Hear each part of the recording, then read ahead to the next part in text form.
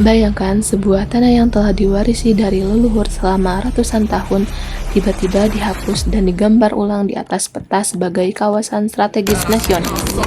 Ini yang dialami suku Balik dan suku Pasir di tengah pembangunan ibu kota Puluhan Nusantara. masyarakat adat Pasir datang ke Balai Kota Otorita IKN, bukan sekedar berkunjung, tetapi membawa suara, membawa harapan, dan menuntut dari keseniannya, jangan ditenggelamkan dari orang-orang asli. Assalamualaikum warahmatullahi wabarakatuh. Perkenalkan, nama saya Nazila Galianti dengan NIM 6670240012. Pembangunan Ibu Kota Nusantara atau IKN digadang sebagai simbol transformasi besar Indonesia, pusat pemerintahan baru yang diharapkan mengurangi beban Jakarta sebagai ibu kota dan mendorong pertumbuhan ekonomi di luar Pulau Jawa. Berdasarkan Undang-Undang Nomor 3 Tahun 2022, kawasan IKN mencakup 252.660 hektar daratan dan 69.769 hektar perairan di Kabupaten Penjaman Pasir Utara dan sebagian Kabupaten Kutai Kartanegara. Tapi kawasan seluas itu bukan ruang kosong. Menurut data Magobay Indonesia tahun 2022, terdapat 21 komunitas adat di wilayah rencana pembangunan IKN. 19 komunitas berada di Penjaman Pasir Utara dan 2 komunitas di Kutai Kartanegara. 11 diantaranya berada langsung di zona inti pembangunan. Aliansi Masyarakat Adat Nusantara dalam laporan SIAR tahun 2024 memperkirakan sedikitnya 20.000 masyarakat adat terdampak langsung oleh pembangunan ini.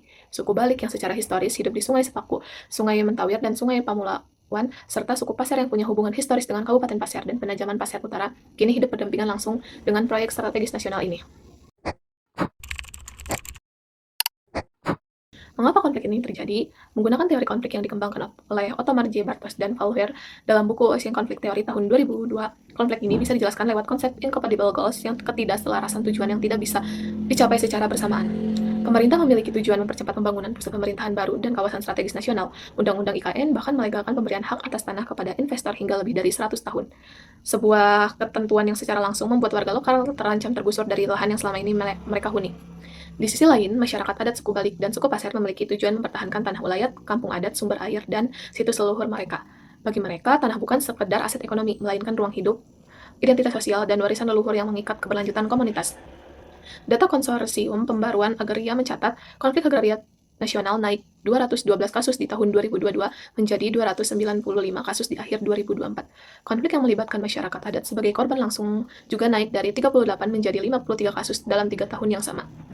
Persoalan ini diperparah oleh ketidakadaan payung hukum yang setara. Menurut catatan HUMA, rancangan UU Masyarakat Adat sudah didorong sejak Kongres Aman tahun 2003. Naskah akademiknya disusun tahun 2010, namun lebih dari 2 dekade berlalu, RUU itu masuk kembali ke prolegnas prioritas tahun 2025 dan sampai sekarang belum disahkan. Dampaknya nyata dan berlapis di berbagai sisi kehidupan. Ya, jiwa terdampak IKN naik dari 10.000 di tahun 2022 menjadi 15.000 di tahun 2023 dan mencapai 20.000 di tahun 2004. Menurut data Aliansi Masyarakat Adat Nusantara dan SIAR, secara ekonomi suku Pasir di Pemaluan yang kini menjadi kawasan inti pusat pemerintahan IKN melaporkan hilangnya umur rotan muda bahan pangan tradisional mereka karena rotan tak lagi ditemukan akibat pembukaan lahan yang masif. Secara budaya dan spiritual, situs leluhur, makam adat, sungai, dan hutan yang punya nilai simbolik bagi masyarakat adat beresiko hilang, dan kehilangan ini tidak bisa diganti hanya dengan kompensasi ekonomi. Secara sosial, kepercayaan masyarakat adat terhadap negara itu melemah karena sosialisasi yang dilakukan cenderung satu arah, bukan dialog yang setara. Respon kolektif pun muncul. Pada 13 Februari 2023, 80 warga adat Balik berkumpul dalam musyawarah kampung di Sepaku 5 dan Pemaluan. Pertemuan itu melahirkan 8 tuntutan termasuk menolak pergusuran kampung, menolak relokasi, menolak pemindahan ke wilayah lain, dan menolak perusakan situs luhur. Sebagaimana dicatat oleh CNN Indonesia dan Tanah Kinat tahun 2023, penting digarisbawahi ini bukan penolakan terhadap pembangunan secara mutlak. Ini adalah bentuk perlindungan terhadap ruang hidup dan identitas kolektif, sebuah perlawanan untuk tetap diakui sebagai manusia yang punya sejarah di rumahnya sendiri.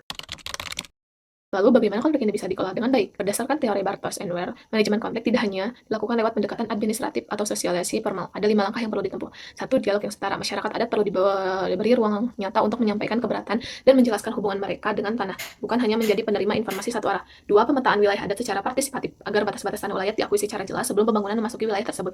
3. Perlindungan situs leluhur dan ruang budaya, karena nilai spiritual sebuah tampar tidak bisa diukur hanya dengan uang ganti rugi. 4. Mempercepat pengesahan rancangan UU Masyarakat Adat sebagai penyimbangan hukum terhadap UU IKN yang sudah berjalan sejak 2022. 5.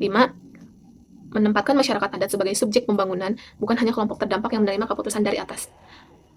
Dari 252.660 hektar yang kita sebut kawasan strategis nasional, ada 20.000 jiwa yang menyebutnya rumah. Pembangunan yang hebat bukan yang paling cepat, tapi yang paling mau mendengar, karena tanah yang tampak di kosong peta selalu penuh di hati orang yang menghuninya. Mari kita dukung pembangunan yang inklusif yang tidak menggusur hak siapapun, termasuk hak masyarakat adat untuk hidup di tanah leluhur sendirinya. Demikian video kampanye resolusi konflik dari saya. Kurang lebihnya mohon maaf. Wassalamualaikum warahmatullahi wabarakatuh.